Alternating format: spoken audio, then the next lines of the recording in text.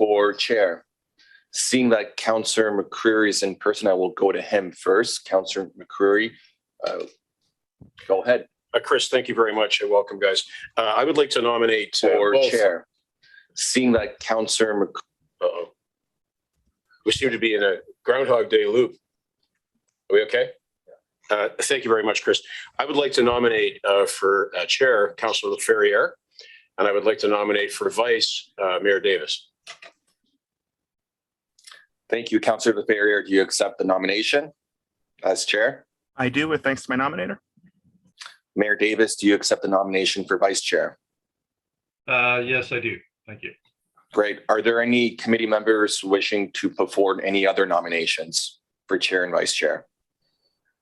Seeing none, I will call the vote on the chair first. All those in favor? Carries. Vice chair? All those in favor? Carries. Councillor Laperriere, the chair is all yours. Thank you, Chris, and thank you all. Welcome to the first joint Social Services Committee with the new structure in place based on our new joint services agreement between the City of Brantford and the County of Brant. And congratulations also to Mayor Davis for being nominated and being successful as Vice Chair. Look forward to working together. We are going to move to the roll call. The attendance has been noted by the clerk.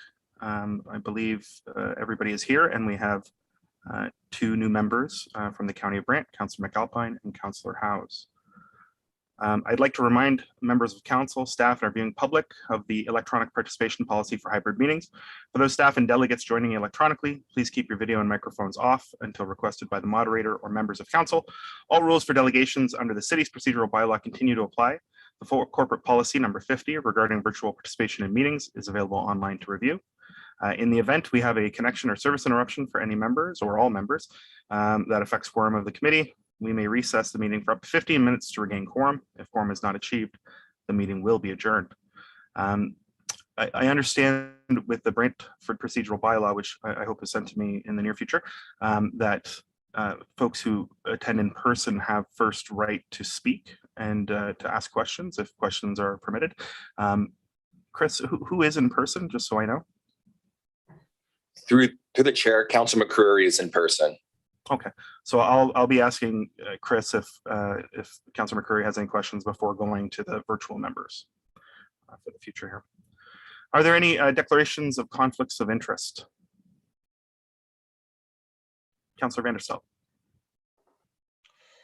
Thank you, Chair LaFerriere, and congratulations, by the way. My conflict of interest is, or pecuniary interest, is my daughter is a registered ECE in Brantford and continues to work for licensed and non-licensed organizations in Brantford. So I'll have to step away from item 6.1. Thank you. Thank you. Councillor Sluss. Thank you, Mr. Chair. Yeah, and congratulations. I too have two daughters that are ECEs, so I guess having heard Councillor Vanderstel, I better do the same. Okay, thank you, Councillor Sluss. Okay. Can I please get a mover and a seconder to place all the items for consideration consent on the floor? Moved by Councillor Antosky, seconded by Mayor Davis. Are there any items the committee wishes to separate? Councillor Sluss. Sorry, I hadn't lowered my hand. I thought the clerk was doing that. No problem. Councillor Miller.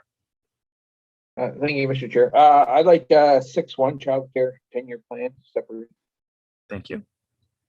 And I believe that is it. So there are no other items, or actually are there? Yes, because consent items as well. Okay, so let's vote on the remaining items, which would be the minutes and the update on the community services social development location at the Cowan Community Health Hub. Are there any comments about either of those before we go on? Councillor Howes. Thank you, Mr. Chair. Just a quick procedural question. Those of us who are not, excuse me, those of us who are not in attendance at the last meeting can't vote on the minutes, correct? I'll have to defer to the clerk. Through the chair, under Robert's Rules of Order, once you form part of the committee, everything including the minutes you're able to vote on, even though that you weren't there. Technically, the minutes belong to the committee as a whole. Okay, thank you. And then further, Mr. Chair, I do have a question about the location at the health hub, if now would be an appropriate time. Yeah, and normally we would ask that be separated in the future, but this is your first time on the committee, so I will allow it. So let's just go into 7.2 at this moment because of the newness of the committee and the newness of the members. Please ask your question. Thank you. Just it's a quick one. Recognizing that in the last 2 years that the services for Ontario Works have been done remotely, presumably over telephone or perhaps Zoom calls, and with the switch to moving ultimately into the health hub, my question is, will residents still have the opportunity to interact with their Ontario Works liaison staff remotely if they prefer? Sue, would you like to answer that? Good morning, Susan Evenden, Director of Family and Income Stability, through Chair LaFerriere. Yes, that is the plan moving forward once COVID restrictions do allow and once the site is fully operational. What we envision is staff at that location, and in fact, all of our staff meeting with individuals in person in certain circumstances. We really think that that's important for relationship development, and for some individuals it is the best way for them to interact, particularly if they have barriers around technology access.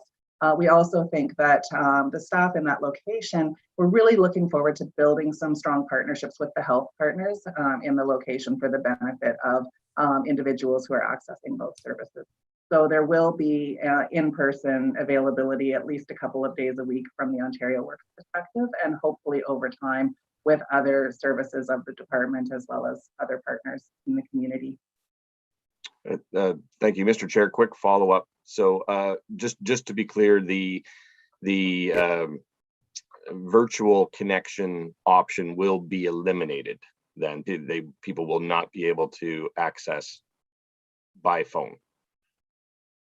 Okay, through Chair LaFerriere, actually, I think that what we envision coming out of COVID is a combination.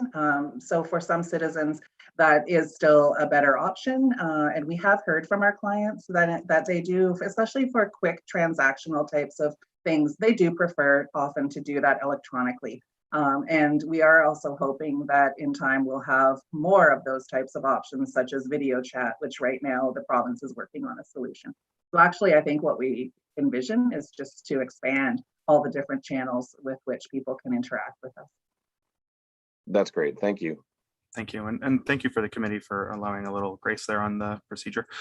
Just to be fair, Chris, is there anyone from, does Dan have a question? Is there anybody in person that has a question? No. No? Okay, thank you. Okay, with all that said, we have a mover, we have a seconder. Let's call a vote on this item and the minutes. All those in favor? And that carries unanimously. Okay, now the committee there are no presentations or delegations for today's meeting, and the committee will now consider the items that were separated for discussion purposes. At this point, it is 6.1, the Child Care and Early Years 10-year plan of 2022 to 2032. We have in attendance from staff, Marlene Miranda, who's in person, Susan Evenden, who's virtually attending, and Aaron Wallace, who's also virtually attending. We have questions queued up. Mayor Davis, you have the floor. Thank you very much, Mr. Chairman. I hope you'll allow me some latitude. I'd like to make a few comments about what we did at the beginning of the meeting. I realize it's not strictly relevant to this issue, but I do have one question on this issue, which I'll ask after that. Please. But first of all, I wanted to congratulate you on assuming the chair position. I think you've got quite an incredible background to have the makings of being an outstanding chair of this committee, and certainly of all of us, you are particularly well qualified given everything you've done in your life. And I really look forward to working with you as we shape the beginning of a new relationship with the county. And I'll say a few things about that. I think your ascension to the chair is reflecting the changes that we've made in our arrangement, our partnership in respect to social services. I think it's much more now a true partnership, and that's certainly the approach that myself and other members of council, city council, are taking, that the county is not a junior partner, it's a partner with us, and that we work on this together. And I know there's some skeptics who may have thought that this arrangement wasn't going to reflect that intent, but that's our intent.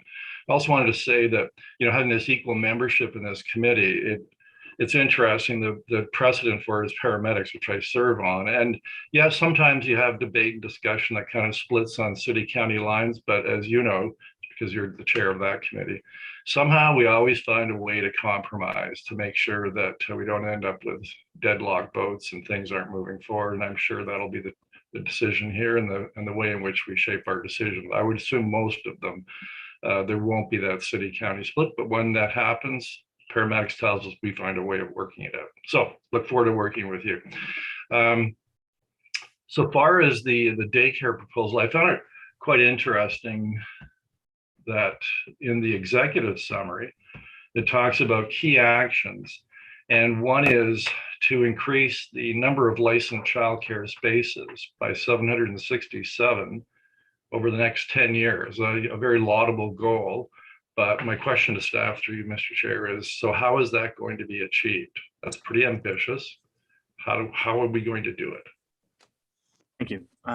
Which staff member would like to discuss this first? I see Aaron popped on. Aaron, take it away. Hi, good morning. Aaron Wallace, Director of Community Programs. Through the chair, so we think of childcare availability as this three-legged stool. One is the actual physical space where the child goes. One is the provider that provides the care. And one is making sure that provider, that business or nonprofit, has enough early childhood educators to do it. In terms of how we support just the expansion of spaces, thinking of that stool getting kind of growing and having all those pieces in place. In terms of the physical space, there's a couple of things to note there. One is that we do see the province making capital investments, particularly to school boards. We've seen some of those announcements come out. We do anticipate some more announcements in the near future. So that is the province investing with school boards to create footprint on school property to create childcare. So that's one of the ways that we can support that. Is the school boards are required to connect with us as a service manager to talk to us about where the needs are in the communities and for us to support that application. And we certainly do that every chance we can.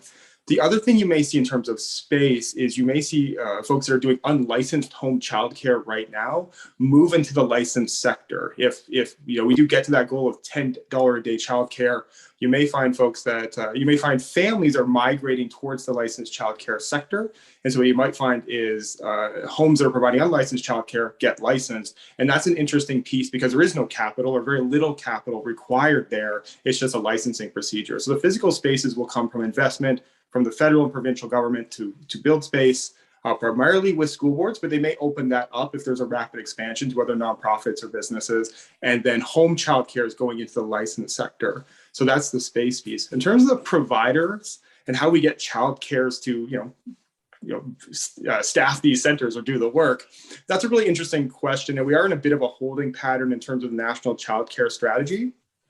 We think there's a possibility that once the province signs their agreement with the federal government, that hasn't happened yet, more money may flow through the municipality, through the system, out to more providers to staff up those spaces. That's a bit of an unknown for us in terms of how that's going to work, and we get more providers doing more work.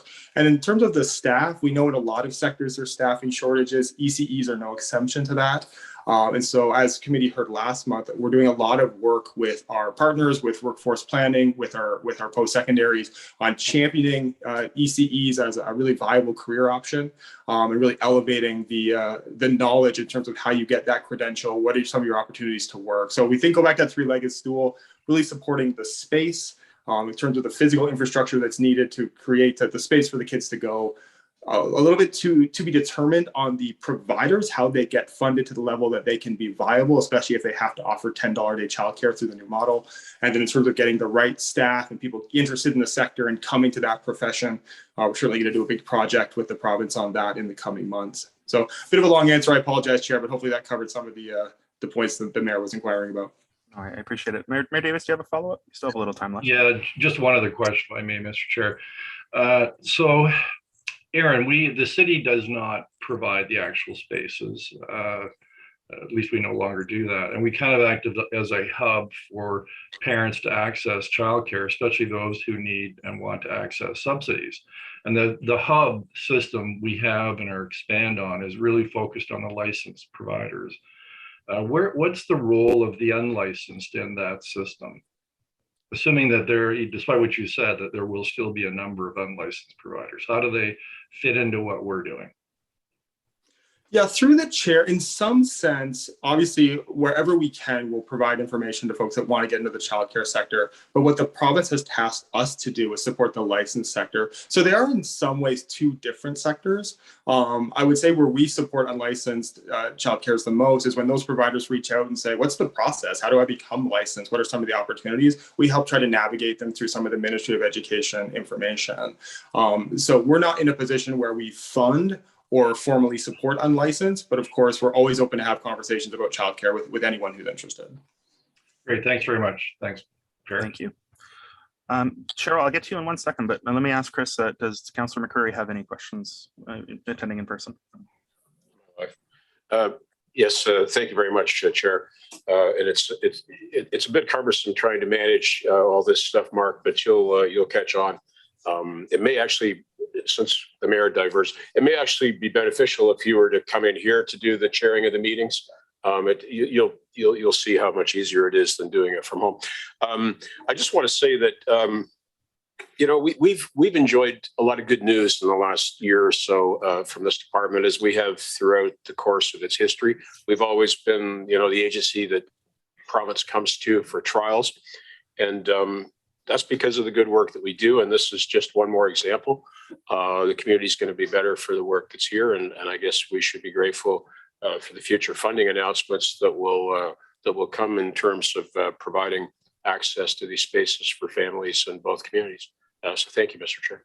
Thank you. Councillor Antosky, you are next. Thank you, Chair. Congratulations to you and to Mayor Davis.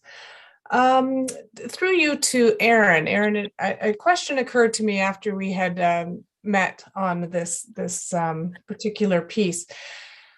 So we know that there are some entities out there that really would like to be part of this portfolio, but you have to go through a process to figure out where the needs are the best. And I go back to my days of looking for childcare, and it was a really, really stressful time. So when you're looking at the areas where daycare providers are needed, is that based on where people live? Because for instance, for me, it was much more beneficial to have a daycare that was closer to where I worked. Because of their closing time, I had a short window of time to get there to get my kids. So, and I don't know how you do that, but is it just based on the homes of where young children are and the addresses where they live? Yeah, through the chair, I'll say a couple of things on that. So yes, the plan itself is built around population growth of young families who have those 0 to 12s. And that's why we've zeroed in on those particular geographical regions where we think there'll be big growth in terms of the children in the neighborhood. You're exactly right. It's a pretty imperfect science to say that people want childcare where they live, because often they want it in a different community than where they live, because that's where they work, or within the same community, but closer to their workplace, or where their cousin goes. So there's a lot of kind of things that get mixed into the where does a family look for childcare.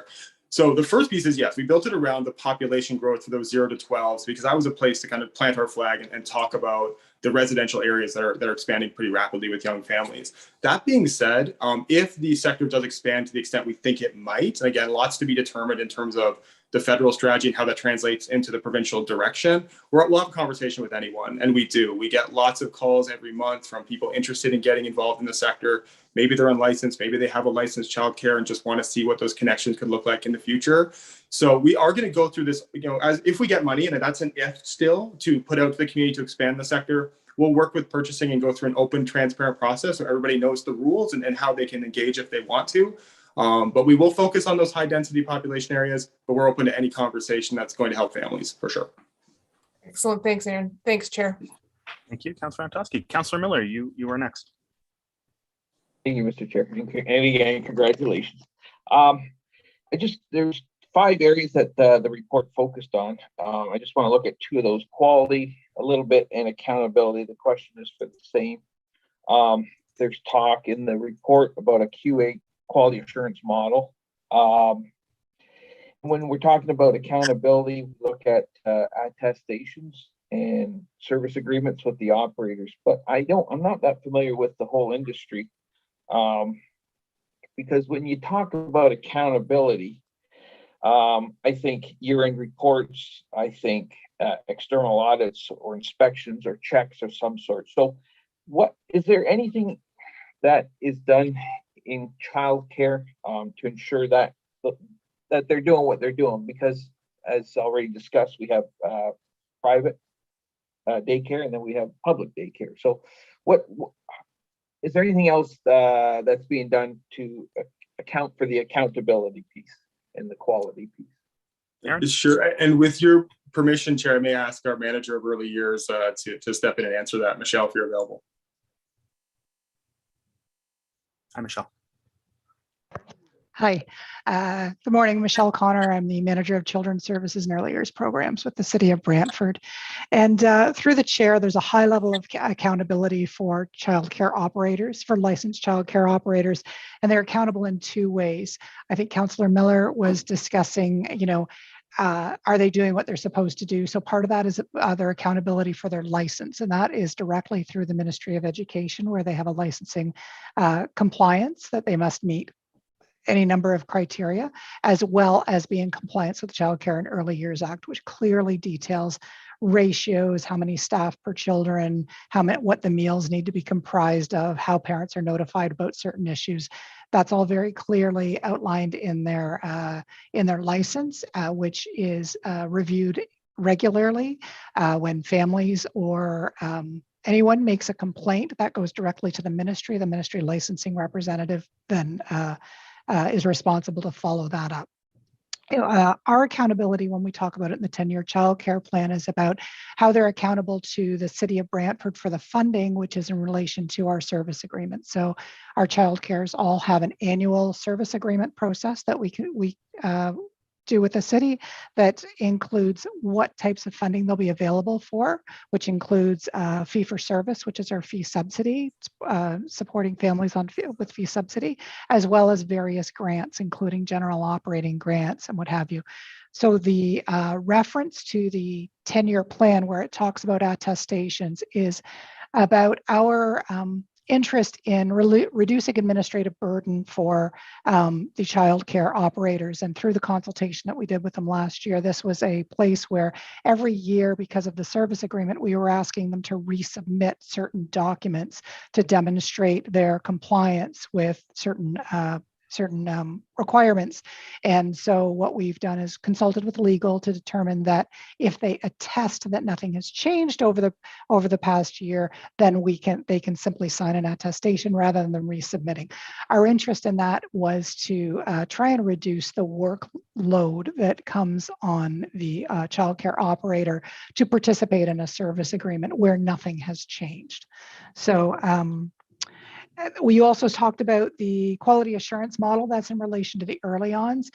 In relation to childcare, the ministry produces a guideline every year that's quite extensive. The early ons are a bit smaller guideline, and while they do all comply with the early learning pedagogy of how does learning happen, there is no provincial standard in regard to quality assurance. The City of Brantford participated in a study led by City of Toronto 2.5 years ago now about early on quality assurance. I think that kind of got moved to the back burner when the pandemic erupted. And so we want to bring that back to the forefront and talk about what type of quality assurance model do we want to follow with our early ons. We have 3 early on providers to make sure that we're all providing the best service that we can possibly provide. Through Chair, thank you very much. That was a really good fulsome answer. I think the report then is focusing more on financial accountability. I think I was looking at the broader scope of that definition. So greatly appreciate the answer. Thank you. Thank you, Councillor Miller. Are there any other questions or comments in person, a second time around? Taking that silence as a no. And virtually, any second speakers, any first speakers? If not, I just like to make a comment that as an educator in these fields. Oh, Councillor Wall, please. Sorry, Chair LaFerrier, and might I say how proud I am to say that our committee is going to be well served under your leadership, sir. Thank you for accepting the burden. What's next? Sorry, that's really my only thing. I hope I didn't steal your thunder here, Mark. No, that's okay. This is something that I get phone calls and emails and questions about from parents in my community all the time. And my wife just recently made phone calls to find that for our daughter, and it was a 3-year waiting list. Thank goodness she's on the ball. And so, like, as far as I knew, this wasn't necessarily something that was within our purview. So what's going to come from this meeting? What's next? Yeah, through the chair. Absolutely, and Michelle, stay tuned. I may ask you to help me out here. But so what you'll see next is we're going to continue to do the work that we've started out on. So one of the things we need to do is COVID recovery with our operators. We know there's these staff shortages are resulting in childcare rooms being closed and just less spaces available as would otherwise be available in the full sector. So we need to continue to work with our providers, get those ECEs connected back to childcares, get more people in the pipeline in terms of that work, and get our system back to the pre-COVID level. So that would be one of the things we'll work on. Simultaneous with that, there's shovels in ground. There's announcements from the province. You've seen some of them already about getting shovels in grounds to build the childcare spaces. We're certainly going to do that. We're not the ones that are going to, those will primarily be school board builds. Those will be assets that are held by others. But we'll certainly do everything we can to support in terms of the data and the letters of support to get more shovels in grounds as we go. So we'll get more ECCs, rebuild the system back to where it was pre-COVID, and then support the building of the infrastructure to handle more kids. The piece we're really waiting on, and I think probably goes directly to your committee's question, is what's going to go on with this national child care strategy. We know that the federal government has pretty ambitious targets in terms of system growth and getting those costs down. We just don't know yet what that's going to look like in the province of Ontario. So as soon as that announcement is made, we understand what's the terms of the agreement between the federal government and the province. We'll come back and we'll update committee on that. And I'll have a much clearer answer for you in terms of the next 6 to 12 months, what they're going to look like on the ground.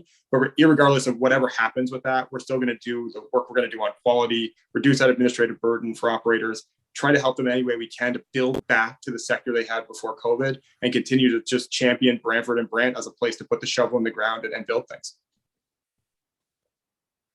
That's awesome. Thank you. Thank you. Yeah. Thank you for your passion on this, Aaron. And Michelle, thank you, team. And thanks, Josh, and congratulations to you as well about the newborn. This is an issue that will only intensify in your life the next year or 2 or 3. So good for you to ask that question. Are there any other questions or comments? Okay, seeing none, I just like to I really appreciate Aaron discussing the federal provincial dynamic on this and being able to come to us with something in the future when something is announced in one way or the other. But the thing I wanted to say, which is a big kudos to staff at the City of Brantford, is this city county 10-year plan.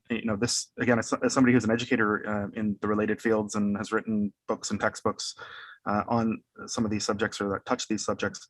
I have to say these citizen-facing documents that like this one, they're so clear. They have lots of detail and depth. They use great communication techniques like infographics. They're wonderful policy scans and environmental scans as well. I would implore my fellow educators to use these free resources as curriculum in ECE courses and policy courses around social services.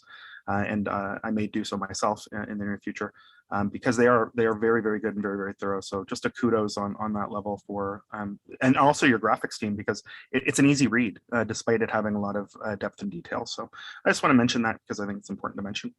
How would committee like to handle this? Would somebody like to move the recommendation or the item for consideration? Moved by Councillor Antosky, seconded by Councillor Howes. Any further discussion about the recommendation itself? Okay, seeing none, we'll call the vote. All those in favor? Noting that Councillor Vanderstelt and Councillor Sluss cannot vote because of the declared conflict of interest. That carries unanimously with those who can vote. Excellent. There are no resolutions. There are no notices of motion. So I will call this meeting adjourned with thanks to everybody for the debate, discussion, and all the rest. I really appreciate your time.